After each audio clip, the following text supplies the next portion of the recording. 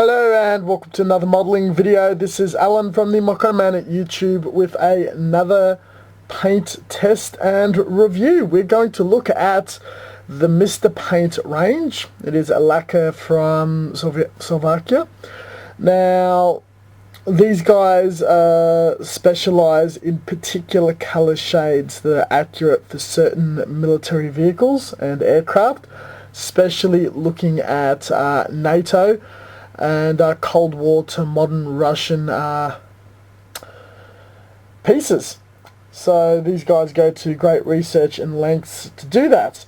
There are mixed reviews. Some people swear and are very loyal to the brand. Other people that are so-so. Once you import them, they start to get a bit expensive.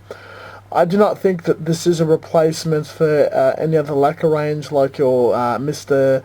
Hobby or Tamir or whatnot, but it's probably a good addition to your range. It is a small batch company, and it's just pretty much exactly the same as Outclad, who specialise in metallics, and SMS, which is a Gundam and military branch in Australia. Now these paints are very expensive, so I've decided to get colours that I'm likely to use and really want, if it's going to be good or not. A light aircraft Soviet blue, the desert pink, which I'm really going to dig for modern armour, and the pale burnt metal, which I do love my thruster effects. So it's the traditional Moco Man paint test. First, these three are going to just test the colours on the plastic legs. This one is going to be a few passes of the lightest colour to see the pigment density if the black comes through over a white background with the light blue. And the shield, which has been painted or primed approximately half an hour ago, I'm going to paint it with the desert pink, allow 1 hour to dry, place a bit of tape on it, leave it on there for about 20 minutes, peel back and see if it lifts up or not with primer, and half without primer. Obviously gloss black for the metallic colour. These are lacquers, and one of the advantages is it has a ball bearing already in the inside. So they were quite separated. Give it a very good shake before adding into the airbrush. Now supposedly it's pre-thinned, so we'll just add it directly out of the jar straight into the airbrush cup. It coats the surface of the metal quite nicely, so it is about right as everything else.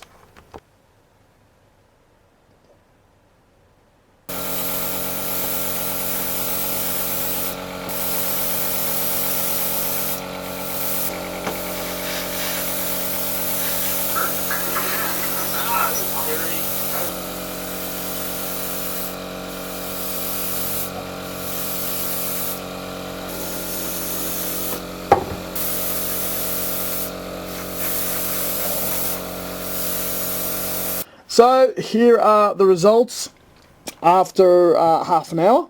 In the first 10 minutes they were dry to the touch, and 30 minutes later it's not much tack. They could be handled, but I still wouldn't push on them too hard until they have a full curing time. The thinner is a lacquer thinner with a bit of retardant, so premium lacquer thinner, just like Mr. Leveling thinner. Now first we've got the pale burnt metal, the metallic. The sheen is excellent. The particles start off slightly on the thick side, though once it settles it's pretty flawless. Really love this effect. It's not in the realm of Outclad or Super Silver, though it is an excellent product. Now for the lighter blue-grey, these apply very smoothly. Now they have a slight to a full gloss sheen, and I've noticed with both colours, so if you need to matte them, a matte clear is definitely required. Though you could say gloss comes at an advantage with the application of decals and panel line washing stages, so you can jump straight into that. I do prefer to apply my matte as the last stage. And this Desert Pink, and I absolutely love it. This is fantastic. Again, slight gloss sheen. If you just plan to spray and run, not so good. Further weathering steps, which this paint is marketed to high-end aftermarket river counter modelers, so that makes sense. And just a quick look at the bottles, and they actually tell you what aircraft kits or tones you'd most likely use it, such as the SU-2733 or Modern RAF. So realistically, unless you like painting the same aircraft or country multiple times, it's a case of buying a colour, using it once and setting it aside. Into armour and science fiction, they'll get a lot more use. But yeah, I'm not a big fan of using white, but this is going to be an excellent for shading. But we're going for longevity, how much paint we get in a jar. I found it to be very, very watery, and a single pass or two is not good enough. You'd have seen in the montage of spraying, when I was doing the pigment density test on this piece, at the top side I only did 3 passes, and at the back I've done 7 to 8. So you can see it fails miserably on the pigment density test. Something that your Mr. Color, your Gaia Note, your SMS does a lot better job at. So this is why I would not use Mr. Paint as a workhorse paint.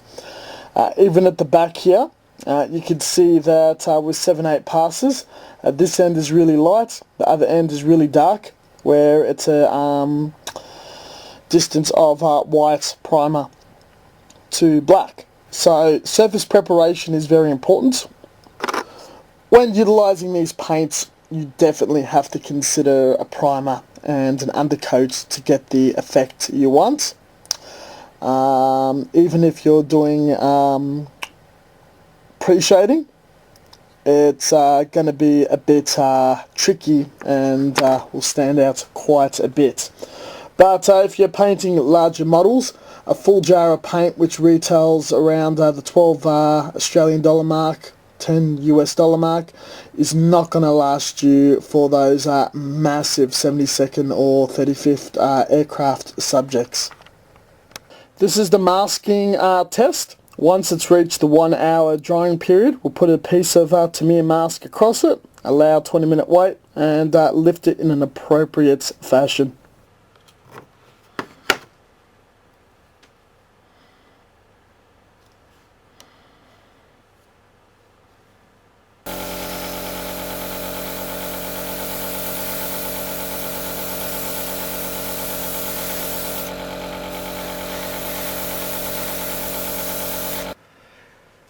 One hour after painting, we applied some Tamiya masking, just directly on as per the montage, no removing the stick. I applied this blue lacquer, and we are just about to remove very slowly. I always have a ripcord, and there is no peel. Just very typical of a lacquer, and that's only an hour and 20 minutes drying time, an hour contact with tape, and 20-minute drying time extra for the primer. And that's the conclusion of all of our fairly extensive tests. Now, it's a typical lacquer. It applies, dries, mixes as a typical lacquer. It all goes down to pigment density and the amounts of paint you get versus thinner for your pre-mixed gigs. Comparing to what we've seen before on this channel, SMS premium lacquers and Plamo colour from the UK, which is no longer with us. The colours are very bright, very vibrant, they look great. I will definitely buy a couple of more for particular projects in colours, but not too much more, as they are extremely expensive. And obviously if there is an alternative in Mr. Color, Gaia Note, that would also obviously go first, as well as SMS. What its issues are is it's overly thinned. It would not hand paint overly well at all. As in, it's a bit too thin that it goes on quite transparent. It would be hard to do touch-ups or pick up fine detail.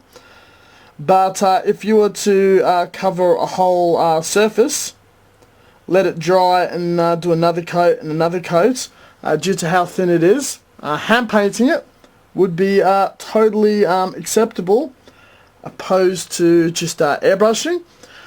Look up my hand painting with lacquer tutorial. This paint will not stretch out or cover a large surface easily.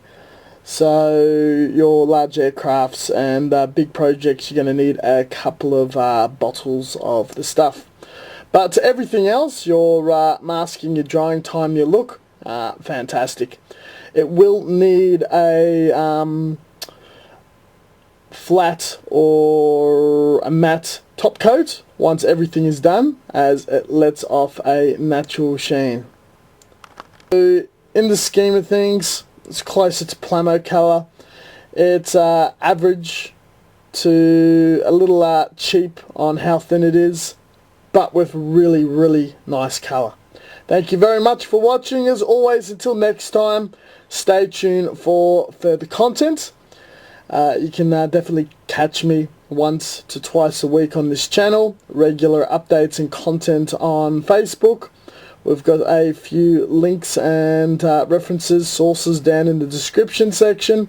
And I am always very, very happy to answer your questions. Catch you guys next time.